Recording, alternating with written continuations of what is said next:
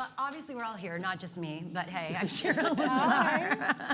I'm the founder and CEO of What's Trending. I'm also a content creator focused on the intersection of emerging tech and well-being. So this is a very relevant topic for me.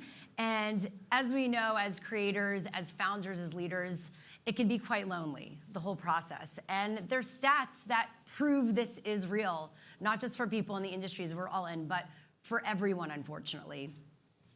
Meta Gallup, the survey found 1 in 4 adults across the world have reported feeling very or fairly lonely. Which, like, look around, 1 in 4, that's many of us right now, right?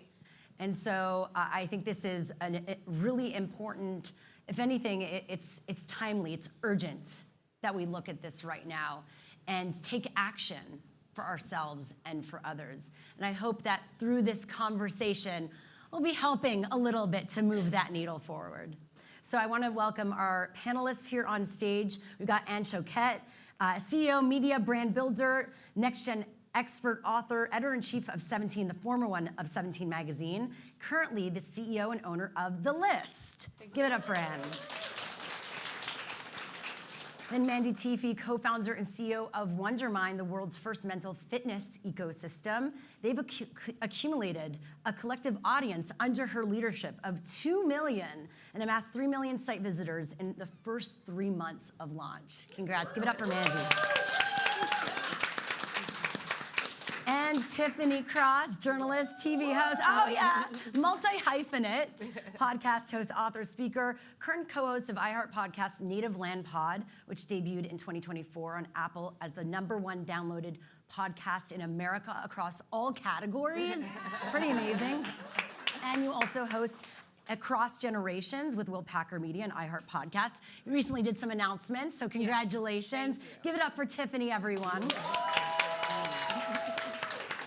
So, of course, I just said those tough statistics. World Health Organization has mentioned it as a crisis. Even our Surgeon General. Everyone is sounding the alarm on this, and it's not just about young people, it's about all of us.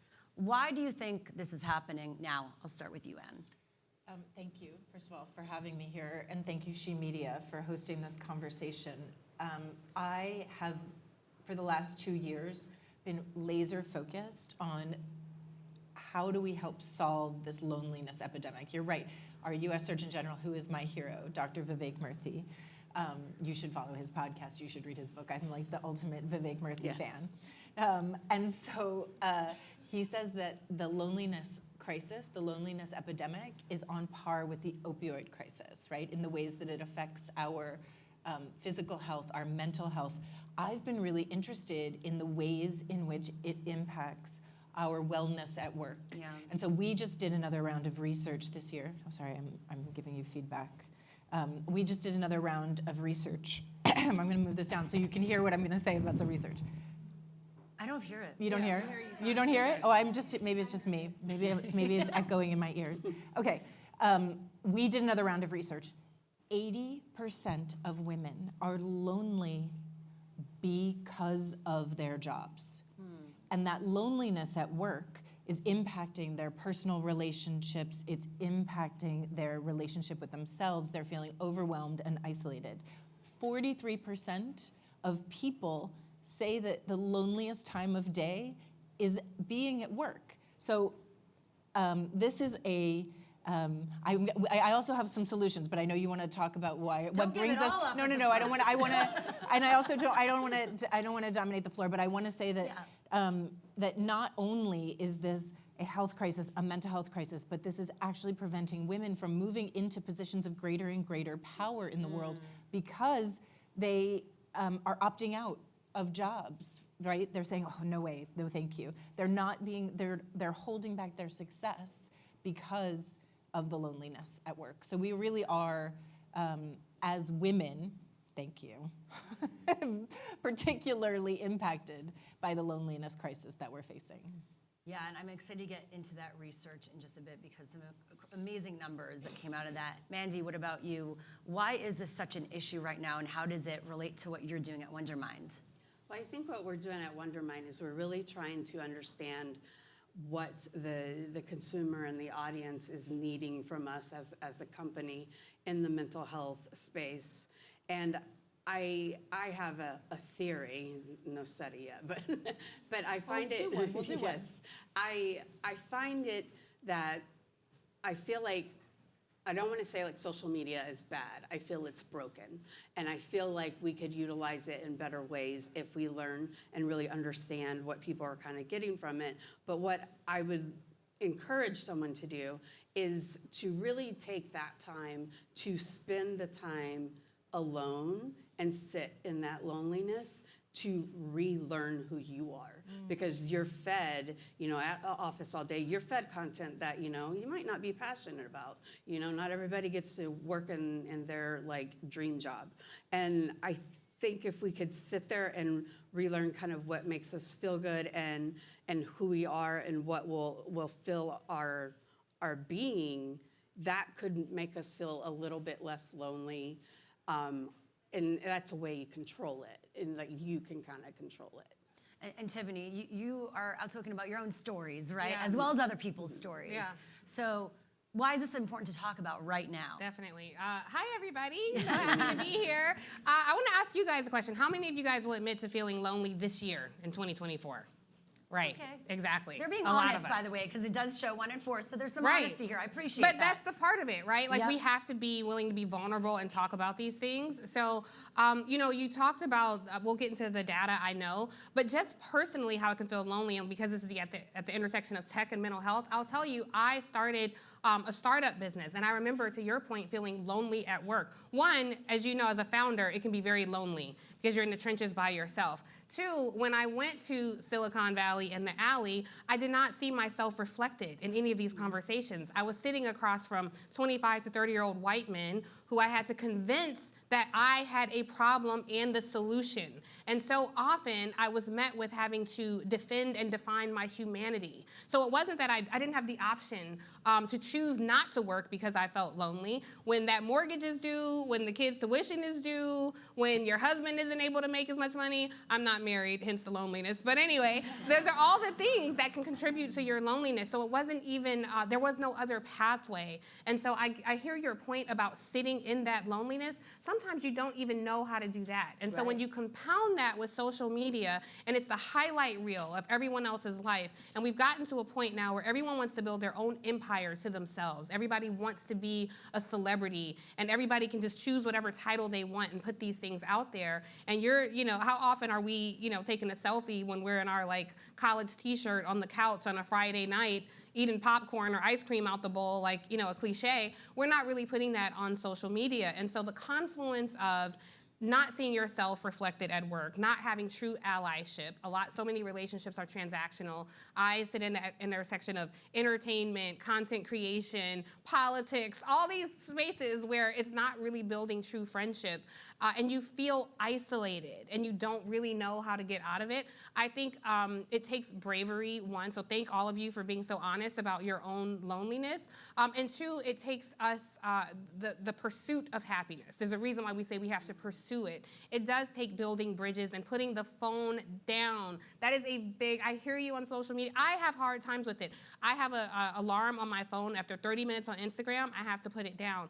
I will find myself an hour in looking at utter nonsense and looking at people living their best life and think, well, why wasn't I invited to that? Or, man, she looks so great, I need to lose weight. Or, man, they look so happy and in love, and I don't have that. And we create this society and we perpetuate it by participating in it, and that is something that we collectively have to stop. We have the most power. Meta is a big, powerful organization. We, the consumers, have way more power than these corporations. If we stop using it, then they won't have as much power. I know that's easier said than done, but it's at least one step. And I just want to add on the tail end of this, I think, Shira, when we talk about being founders, the stats on who are funders, there are less than 0.3% people of color who are funders.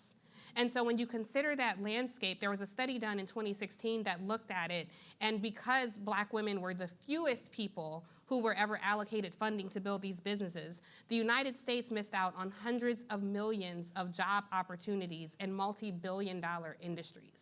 So that is a part of the way where we can be vulnerable and also build bridges with each other. When you're in a room and you're not lonely and you see a bunch of people who do look like you, ask yourself, how can I diversify this room and invite people who don't look like me, and maybe extend my arm to somebody to help. If I'm lonely, they might be lonely too. So let me slide over and pull up a chair for you to sit at this table alongside me. Yes. Oh my God, so many amazing points. One, empathy, compassion, self-awareness, right, of yourself and how you show up in different spaces. There's a great quote that Deepak says, we're sacrificing ourselves for selfies. Right. So just being aware of how many times we do that, and also the FOMO of it. You know, that inspired me. You know, I have a journal that I created with Peace Inside Live, my company, called the JOMO Journal, the Joy of Missing Out Journal. So how do we try to solve the FOMO and create more JOMO in our lives? And part of that is kind of what each of you mentioned, is really getting aligned with our value system.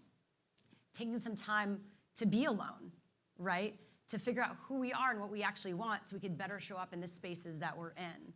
So just so many great things that you've mentioned that pertain so much to what we're talking about. And with that said, and this awareness, how are you each bringing this into your work? What can be done so we know this? We know this information. The stats say it. What do we do now? I'll start with you, Ann. Yeah.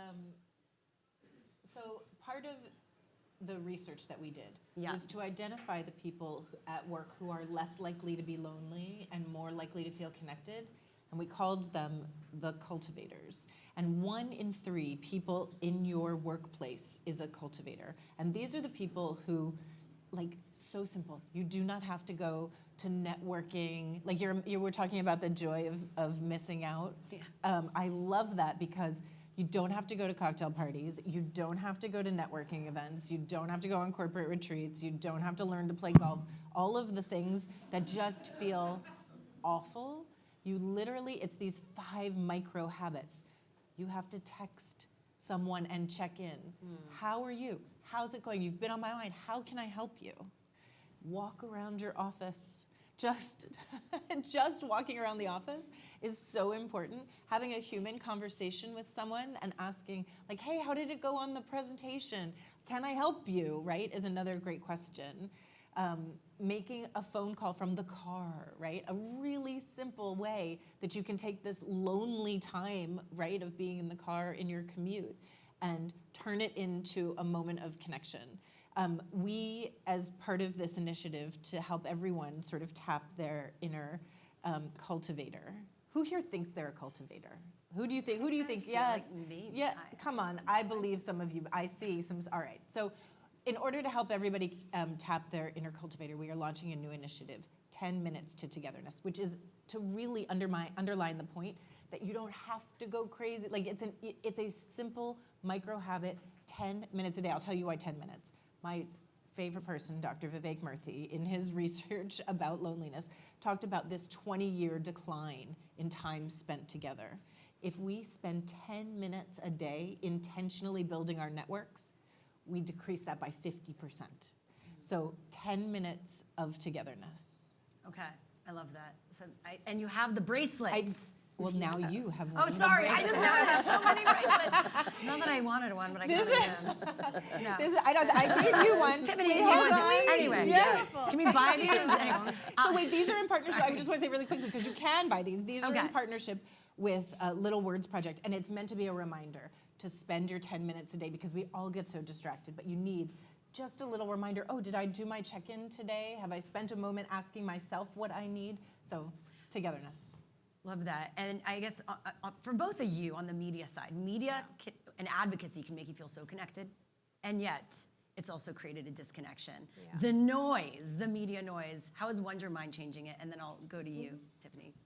Yeah, what I usually try to suggest is creating that routine for yourself either in the morning or in the evening. That way you can kind of rediscover what you want, how you want to thrive.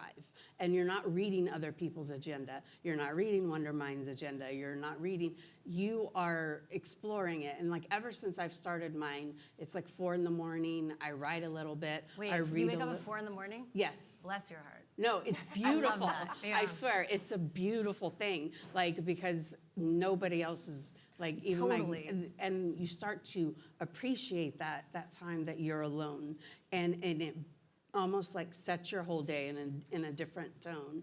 And so how we can help with that in Wondermind is by educating a little bit more on the different ways that you can build your relationship with yourself and grow during those like beautiful routines. Like I didn't wake up at 4 a.m. and I've been off kilter all day. Like I am off, and I was just like, ah. But it really is something that fulfills you. And I think, you know, while you're learning how, because like I think with COVID, like a lot of people started getting like social anxiety when we were able to be free and go to things. Like I never had social anxiety prior to that. And then I started going to events, and I'm just like, oh, I don't know how to like have this communication. You're not on a Zoom, like you can actually see me. And so the connection was uncomfortable.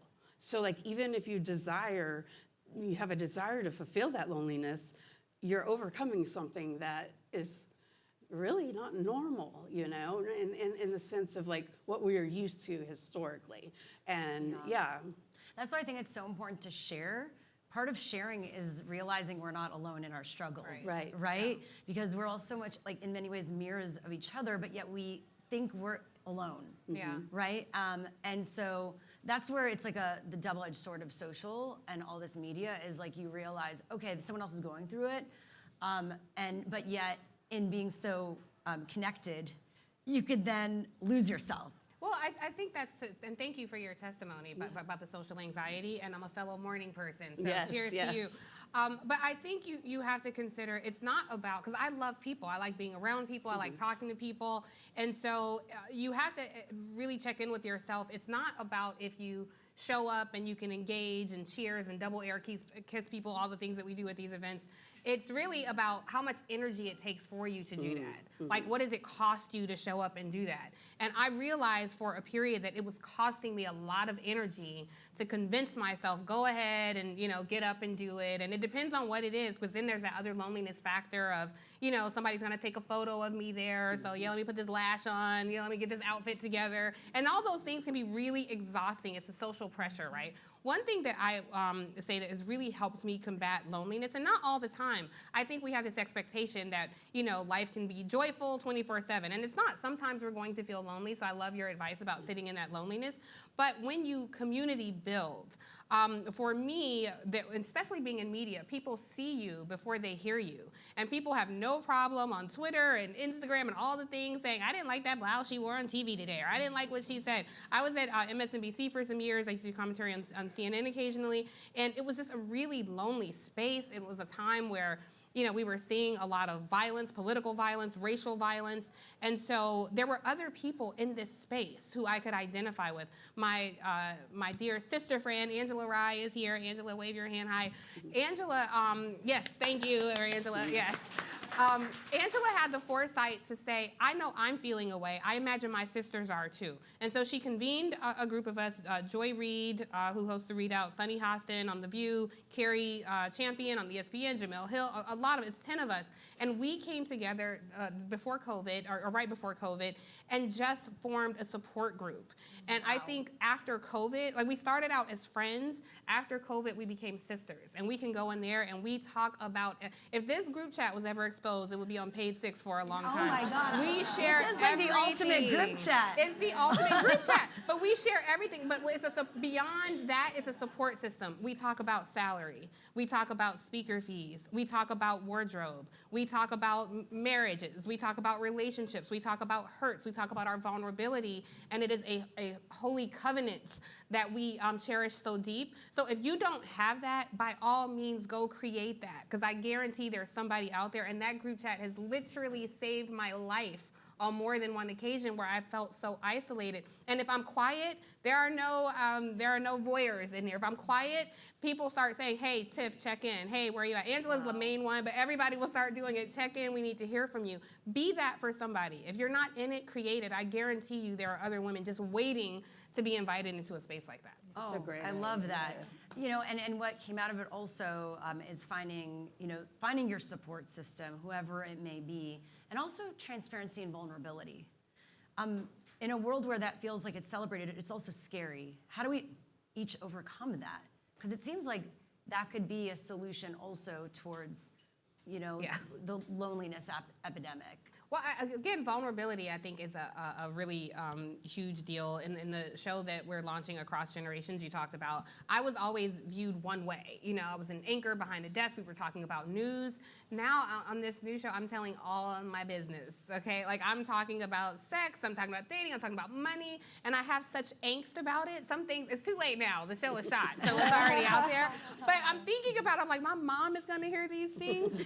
But more importantly to me is that hopefully, hundreds of thousands of other people will hear this and identify and say, wow, she was bold enough to share this. And what I found when I'm sitting in conversation with an older woman and a younger woman every episode, what I found is the more vulnerable I am, the more vulnerable other people are. When you said, sit in your loneliness and that you have social anxiety, somebody out there felt like, oh, it's not just me, When you shared your togetherness bracelet, I immediately thought, man, I don't have anything to give to nobody told me to bring jewelry. I didn't know we were giving away jewelry, And it's just we mirror and reflect each other's behavior. So I think be bold and be courageous enough to know that whatever you're feeling, somebody else has felt that very thing, and stand comfortably and confident in it. Even if you're a little embarrassed, speak up if your voice shakes, is what they say. Even if you're a little embarrassed, just trust well, I was bold enough to share it and other people weren't, and that's okay, and be okay with that. So I would encourage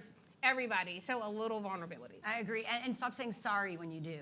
Absolutely. How many times do you say something and it's like, this is my truth, and you're like, sorry, that was too much. Yeah. Right? I have to Apologizing tell for existing. myself that. Yeah. How do we show up more for ourselves and others to prevent this from happening? I would say, we're multidimensional people, you mentioned, so personally, professionally, as a boss, Anne. I'll tell you, when we talk about community, so the list is a community of high-impact women and underrepresented leaders, and we come together to help each other through the loneliness of being a woman in a position of leadership. And sometimes it's literally alone, but there's so many things that you don't have anyone to turn to, and you don't have any outlet to talk about it. And so we just like your group chat, come together in that way to talk about it. But one of the very important keys is if you want someone to show up for you, you have to show up for them. And so when you talk about modeling vulnerability, or you talk about, sitting in your discomfort and thinking about what do you need, those are, to be honest with a group of people that's what you're doing is so important. But also, so the worst thing in the entire world, the thing that I can't stand more than anything, is when somebody says, oh my God, do you know so-and-so? Well, you should know them. Instead of somebody who says, oh my God, do you know so-and-so? You should totally know them. I'm gonna connect you. Yeah. Right? Yeah, And so yeah. that's the next step of showing up for someone. I'm gonna make a connection for you. I'm gonna come to your event and show you support. I'm gonna make that phone call for you. So that, and you can't do it for a huge group, right? But you can do it for 10. You can do it maybe for 15 people. And that's to me, that key is you go first, right? One of the unspoken rules of the list is 2 gives for every ask. You go first. Yeah, I love that. you show up for people first. I love that. Yeah, that's an important reminder. What about you, Mandy? Well, as a leader, I like to make sure that my team feels a part of the team and that we are in it together.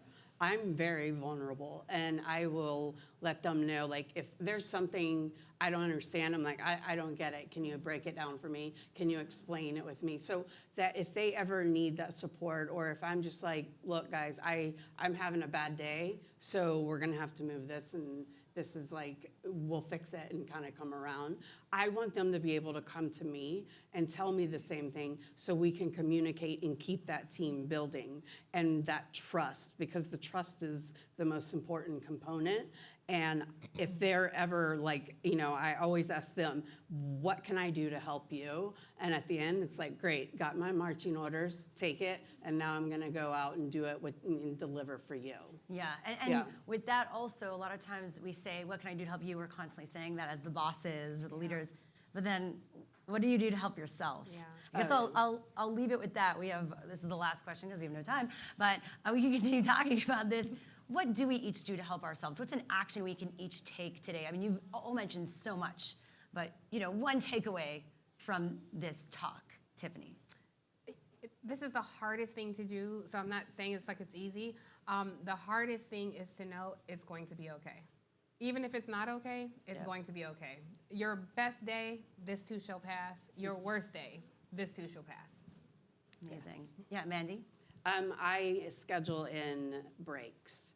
And so I tell my lovely chief of staff, Emma, like, I need 15 minutes. And then I take that 15 minutes, whether it's mindless, like scrolling or meditation, or just kind of like being in the room and shutting all the noise off. I try to do that twice a day. Amazing. Yeah. Ann? The check-in.